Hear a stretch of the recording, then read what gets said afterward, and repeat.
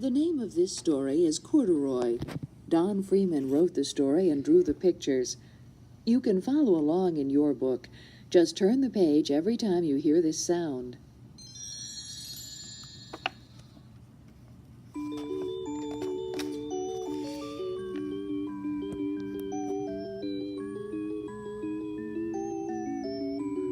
Corduroy is a bear who once lived in the toy department of a big store. Day after day, he waited with all the other animals and dolls for somebody to come along and take him home.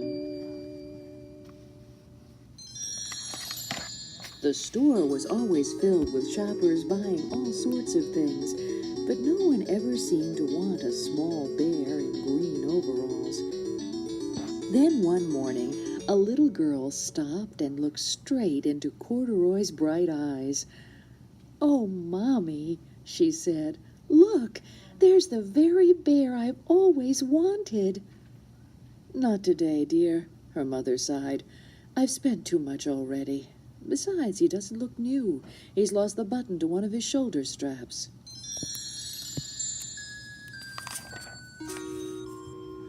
Corduroy watched them sadly as they walked away. "I didn't know I'd lost a button," he said to himself. "Tonight I'll go and see if I can find it."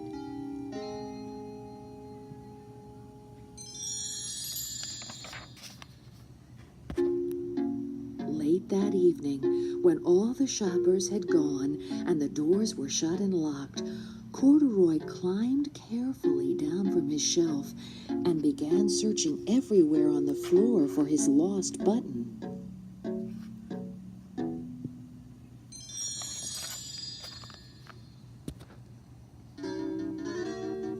Suddenly, he felt the floor moving under him. Quite by accident, he had stepped onto an escalator, and up he went. Could this be a mountain? He wondered. I think I've always wanted to climb a mountain. He stepped off the escalator as it reached the next floor, and there, before his eyes, was a most amazing sight. Tables and chairs and lamps and sofas and rows of beds. "This must be a palace," Corduroy gasped. "I guess I've always wanted to live in a palace." He wandered around admiring the furniture. "This must be a bed," he said. "I've always wanted to sleep in a bed." And up he crawled onto a large, thick mattress. All at once, he saw something small and round. "Why, here's my button!" he cried, and he tried to pick it up. But like all the other buttons on the mattress, it was tied down tight. He yanked and pulled with both paws until, pop, off came the button, and off the mattress Corduroy toppled, bang, into a tall floor lamp. Over it fell with a crash.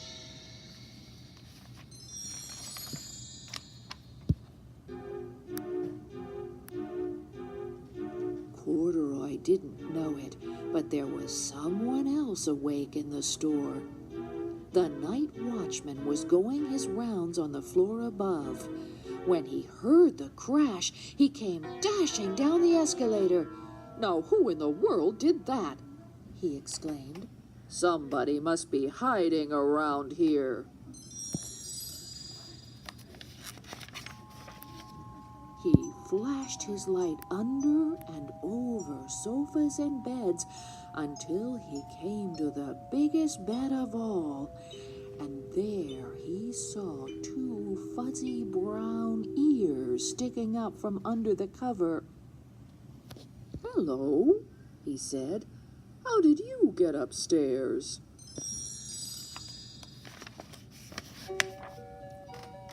The watchman tucked Corduroy under his arm and carried him down the escalator and set him on the shelf in the toy department with the other animals and dolls.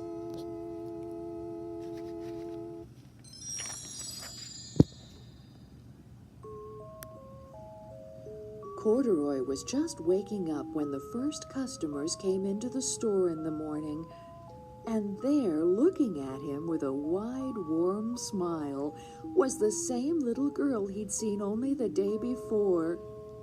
"I'm Lisa," she said, "and you're going to be my very own bear. Last night I counted what I've saved in my piggy bank, and my mother said I could bring you home." "Shall I put him in a box for you?" the saleslady asked.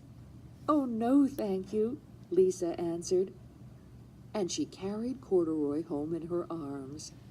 She ran all the way up 4 flights of stairs into her family's apartment and straight to her own room.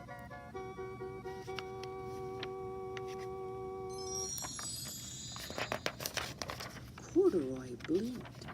There was a chair and a chest of drawers, and alongside a girl-sized bed stood a little bed just the right size for him. The room was small, nothing like that enormous palace in the department store. "This must be home," he said. "I know I've always wanted a home." Lisa sat down with Corduroy on her lap and began to sew a button on his overalls. "I like you the way you are," she said, "but you'll be more comfortable with your shoulder strap fastened." "You must be a friend," said Corduroy. "I've always wanted a friend." "Me too," said Lisa, and gave him a big hug.